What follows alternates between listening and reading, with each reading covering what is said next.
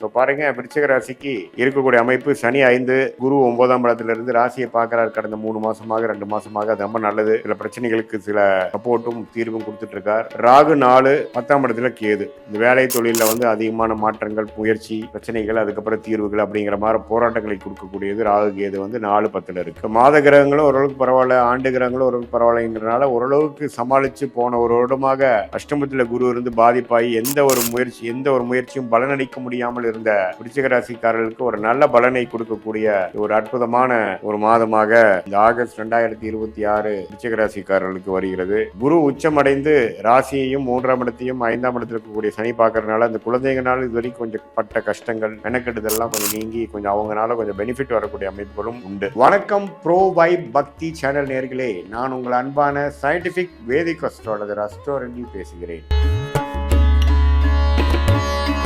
இந்த வீடியோவில் நம்ம என்ன பார்க்க போறோம்னா, விருச்சிக ராசிக்காரர்களுக்கு ஆகஸ்ட் 2026 எத்தகைய ஒரு பலாபலன்கள் நிறைந்த ஒரு மாதமாக வருதுங்கிறது நம்ம பார்க்க போறோம். ஸோ பாருங்க, விருச்சிக ராசிக்கு இருக்கக்கூடிய அமைப்பு சனி 5, குரு 9ஆம் இடத்துல இருந்து ராசியை பார்க்கிறார். கடந்த 3 மாசமாக 2 மாசமாக அது ரொம்ப நல்லது. சில பிரச்சனைகளுக்கு சில சப்போர்ட்டும் தீர்வும் கொடுத்துட்டு இருக்கார். ராகு 4, 10ஆம் இடத்துல கேது. இந்த வேலை தொழிலில் அதிகமான மாற்றங்கள், முயற்சி, பிரச்சனைகள், அதுக்கப்புறம் தீர்வுகள் அப்படிங்கிற மாதிரி போராட்டங்களை கொடுக்கக்கூடியது ராகு கேது 4, 10ல இருக்கு. ஸோ இது மாதிரி அமைப்பில் ராசி அதிபதியாகிய செவ்வாய் 8ஆம் இடத்துக்கு போறார் மாதம் முழுவதும். ஸோ அப்படிங்கிறப்போ ராசி அதிபதி 8ஆம் இடத்துல மாதம் முழுவதும் இருக்கும் பொழுது கண்டிப்பாக சில விஷயங்கள் நமக்கு நினைச்ச மாதிரி வராமல் கொஞ்சம் எதிர்பார்க்கக்கூடிய அமைப்புகளாகவும் பொறுமையாக இருக்கக்கூடிய அமைப்புகளாகவும் வருதுங்க. இதில் நல்லது இருக்குது, கெட்டது இருக்குது. நல்லது என்னன்னா, நம்ம ஓனா நீங்கள் போய் டெவலப் ஆகி பண்ணணும்னு நினச்சா சில பிரச்சனை வரும். ஆனால் வர வேண்டியது அப்படியே வரும். எதிர்பார்க்காத சில விஷயங்கள் நடக்கும், அதே சமயத்தில் நாம செஞ்சு எதிர்பார்க்குற விஷயங்கள் நடக்காது. ஸோ அது மாதிரி அமைப்புகள் தான் இந்த 8ஆம் இடத்தில் இருக்கக்கூடிய பகைப்பெற்ற ராசி அதிபதி செவ்வாய் மிதுனத்தில் இருக்கிறது. அதே மாதிரி 11ஆம் இடத்துல சுக்கிரன் இருக்கிறது தப்பு இல்லை, நல்லா இருக்கு. 9ஆம் இடத்துல குருவோட சேர்றது சூரியனும் புதனும் ரெண்டுமே சேர்வது நல்லது. நிபுணத்துவம் யோகமாகி இது மாதிரி டெக்னிக்கல் துறையில் இருக்கிறவங்களுக்கு நல்ல முன்னேற்றத்தை கொடுக்கக்கூடிய மாதமாக இருக்கு.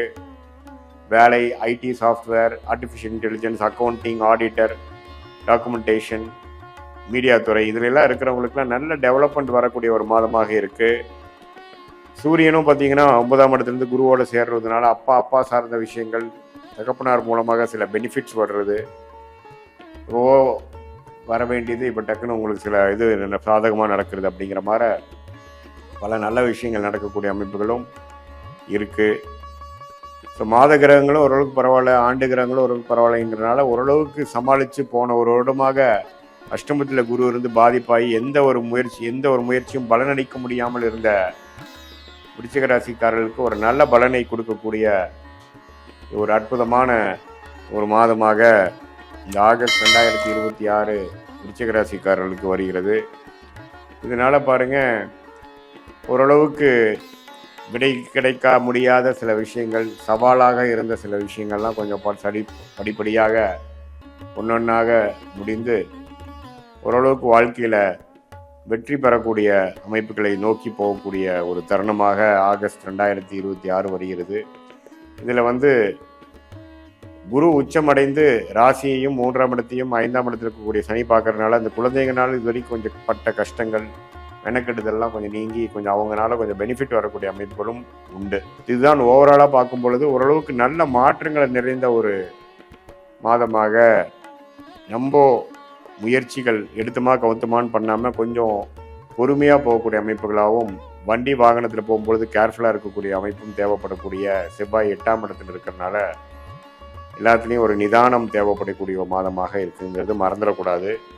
இது பொதுவான பலனை தவிர உங்களுடைய ஜென்ம ஜாதகத்தில் பிறந்த தேதி, பிறந்த நேரம், பிறந்த உரை வைத்து போடும் பொழுது உங்கள் ஜாதகம் எப்படி வருது, உங்களோட லக்னம் என்ன, லக்னாதிபதி எப்படி இருக்கிறார், ஸ்தானபலம், திக்பலம், திருப்பலம் இருக்கா, அடுத்து வரக்கூடிய தசா புக்திகள் எப்படி இருக்கு, ஷார்ட் டேர்ம் எப்படி, லாங் டேர்ம் எப்படி, உங்களுடைய தசா புக்தி அந்தர சூக்ஷமம், தசையை டிவைட் பண்ணால் புக்தி, புக்தியை டிவைட் பண்ணால் அந்தரம், அந்தரத்தை டிவைட் பண்ணால் சூக்ஷமம். அந்தரம்லாம் பார்த்தீங்கன்னா மாத கணக்கு, சூக்ஷம்லாம் வார கணக்கில் இங்கே கேட்கக்கூடிய விடைகள், கேள்விக்கு என்ன மாதிரி விடைகள் இருக்குது, இது மாதிரி விஷயங்கள் நடக்கும், இது மாதிரி டைமில் எது நடக்கக்கூடிய அமைப்புகள் இருக்குது, கல்யாணம் எப்போ, குழந்தை பேர் எப்போ, நமக்கு வெளிநாடு வாய்ப்புகள் எப்போ, வேலை மாற்றங்கள் எப்போ, உத்தியோக உயர்வு எப்போ, பிஸ்னஸில் டெவலப்மெண்ட் எப்போ, எப்போ பிஸ்னஸ் ஆரம்பிப்போம், எப்போ இடம் வாங்குவோம், எப்போ வீடு வாங்குவோம், இது மாதிரி பல கேள்விகள் நம்மளுடைய ஜாதகத்து அடிப்படையில் நமக்கு எண்ணங்கள் இருக்கும் பொழுது அது எந்த மாதிரி தருணத்தில் கோச்சார அடிப்படையிலையும் ஒன்றா வருது,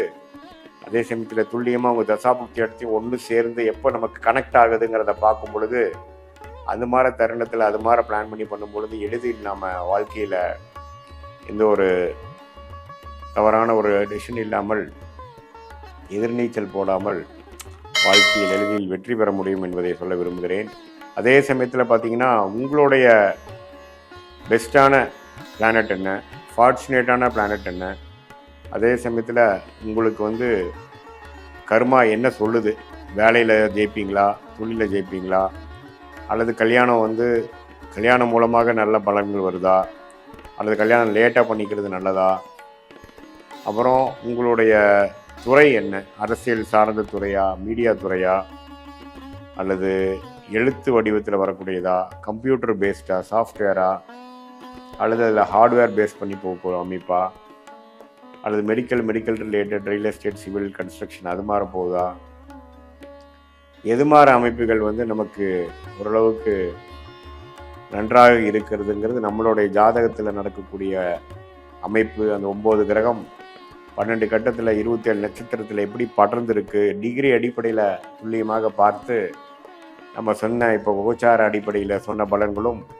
இப்போ உங்களோட துல்லியமான பலன்களும் சேர்த்து வைத்து பார்க்கும் பொழுது இன்னுமே நம்மளுடைய கிளாரிட்டி, அடுத்து வரக்கூடிய ஷார்ட் டேர்ம், லாங் டேர்ம் அதெல்லாம் ஒரு கிளாரிட்டியோட சொல்லக்கூடிய அமைப்புகளும், அதே மாதிரி எது மாதிரி விஷயங்கள் நமக்கு தகுந்ததாக இருக்குது, நம்ம எதை தவிர்க்க வேணும், குறிப்பாக நம்ம எதை தவிர்க்கணும், எது நம்ம கரெக்டாக வராது, எது மாதிரி சிக்கல்கள் நம்ம மைண்டில் நம்ம கேர்ஃபுல்லாக இருக்கணும் அப்படிங்கிறதை நம்ம தெரிந்து கொண்டேனால் அதுக்கு தகுந்த மாதிரி வாழ்க்கையை அமைத்து கொண்டு நமக்கு வராத விஷயத்தை செய்து எதிர்நீச்சல் போடாமல் ஓரளவுக்கு சாதகமான அமைப்புகளாக செய்து வாழ்க்கையில் ஓரளவுக்கு நல்ல வெற்றி பெற்று நம்மளுடைய சயின்டிஃபிக் வேதிக் அஸ்ட்ராலஜி முறையில் நம்மளுடைய ஓன் கர்மாவை நாமளே புரிந்து கொண்டு எந்தெந்த நேரத்தில் எது செய்யணுமோ, எந்தெந்த விஷயங்கள் நமக்கு சாதகமாக இருக்கோ அப்படிங்கிறதெல்லாம் தெரிந்து கொண்டு அது வரைக்கும் பொறுமையாக காத்திருந்து